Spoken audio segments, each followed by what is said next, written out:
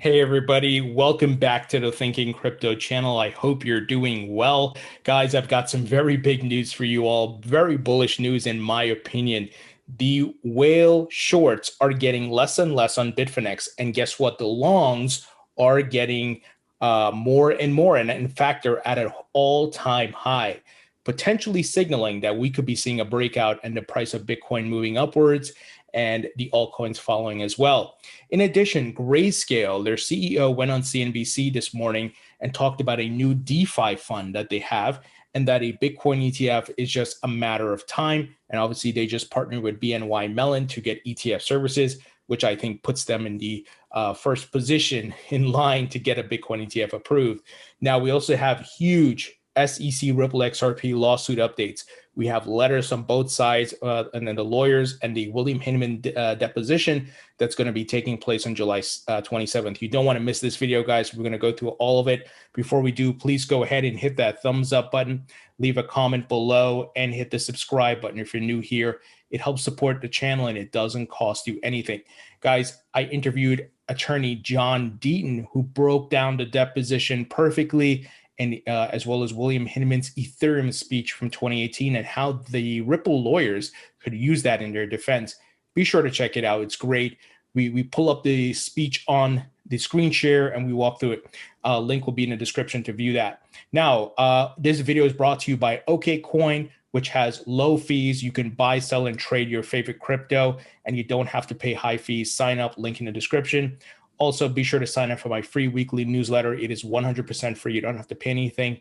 All crypto insights and knowledge. So, guys, check this out from Will Clemente. The Bitfinex whales have now closed 65% of their Bitcoin shorts. That's bullish in my opinion because the bears seem to be capitulating. And as I stated in yesterday's video, we are potentially going to see very soon a breakout upwards because the fear and greed index for Bitcoin, it is at extreme fear. We're seeing Bitcoin is overbought. And the other counterpart of that, or the flip side, is everyone is talking about the big Bitcoin shorts, but no one is talking about the longs being at an all-time high. So this was tweeted by a user showing the longs are increasing on Bitfinex. So the whales are flipping from bearish to bullish. Now, I have to make sure I caveat this because this is not an exact science. It doesn't mean that definitely we're going to see a breakout. Do I think there's a high probability of a breakout upwards? Yes. I do see another leg in this bull market, another bull run to new all-time highs. So take it for what it is. It's just another set of metrics and data that you can use to get an idea of what is happening in the market. Now, Michael Sonnenshein said on CNBC today, a Bitcoin ETF is here in the US. Excuse me, a Bitcoin ETF here in the US is really a matter of when, not a matter of if. We're looking for a couple of different points of maturation in the underlying market. That's the final stages of what regulators need to approve those types of products. So he said this with a big smile on his face because they just partnered with BNY Mellon, the world's largest custodial bank, and of course, which has very well established and reputable ETF services. So as mentioned at the beginning of the video, I think they have leapfrogged the rest of the folks and they're first in line for a Bitcoin ETF. Now, Kathy Wood could prove me wrong with ARK Invest, but I think with the BNY Mellon, because remember with ETFs, what is the SEC looking for? Proper price aggregation, which Grayscale already has with their trusts, right? Their Bitcoin, Ethereum, and large cap fund are already SEC reporting products.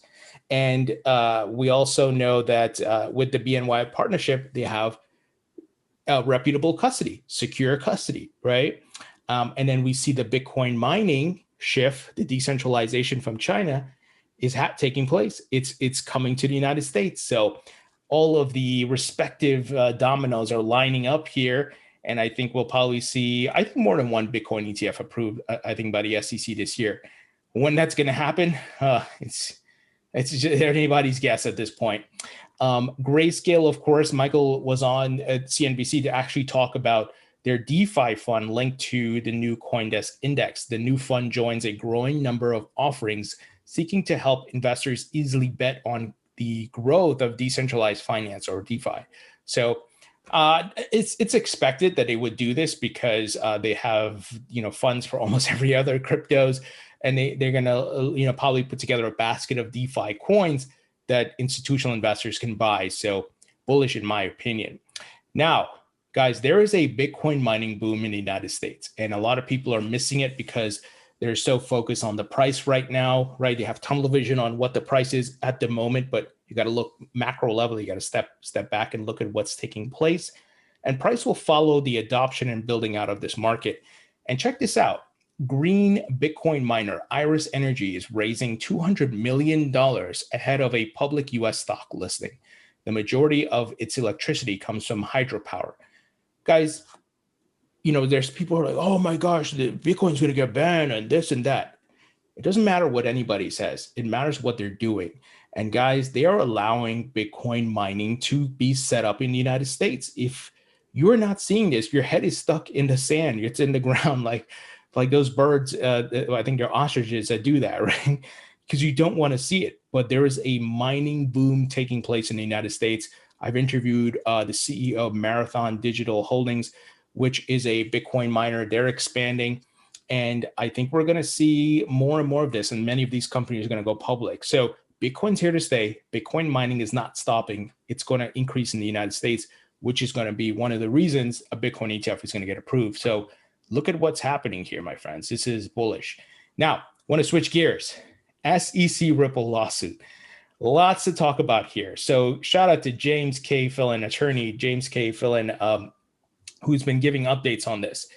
Update, we have reached an understanding reflecting a compromise by all parties pursuant to which the defendants may examine Mr. Hinman on various issues without triggering a privilege objection from the SEC.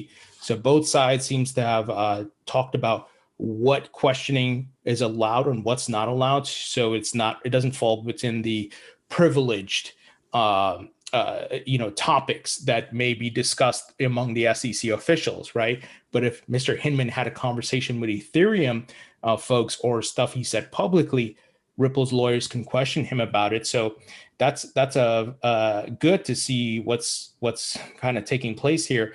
And in my interview, as mentioned with John Deaton, he breaks it down, the idea behind privilege versus non-privilege. So John Deaton said here, in response to this, he said, I will be surprised if the parties do not come to her after the deposition to get a ruling on the privilege deliberative process issue.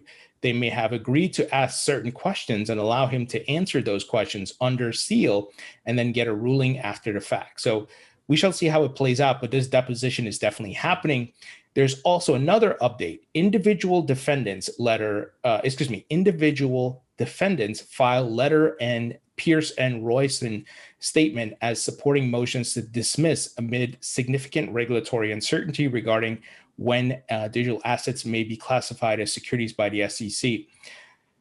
So what happened here is that I think it was Brad Garlinghouse and Chris Larsen's lawyers used a public statement, the recent statement from Hester Peirce and Eli Roisman about the lack of regulatory clarity, which really the SEC hasn't put out anything, and hence the fair notice defense, right? So it looks like they're using the SEC commissioners in own information against them.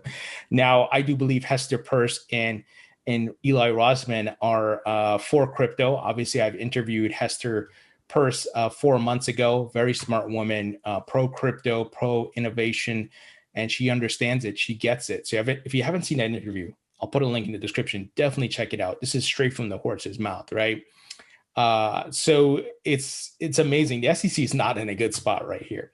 So John Deaton replied to that saying, as with myself, he said, Tony, Thinking Crypto, and I discussed last night on his YouTube channel, this admission by Hester Peirce and Eli Roisman along with the anticipated deposition testimony of Hinman regarding his 2018 ETH speech, is significant evidence in support of the fair notice defense. So Ripple's lawyers are in the driver's seat here, my friends, and the SEC is looking really bad, and they still haven't released those letters and documents. We'll see what they do, because they could be in trouble. This lawsuit could get thrown out if they don't. So John Deaton also continued here saying, if two commissioners admit that in 2021 there is considerable confusion in the market when a digital asset constitutes a security, how will the SEC prove that Brad Garlinghouse and Chris Larsen and Ripple knew or were reckless in not knowing that XRP was won in 2013? It won't. Period. See why I'm saying the SEC is not in a good position here. They are about to get exposed.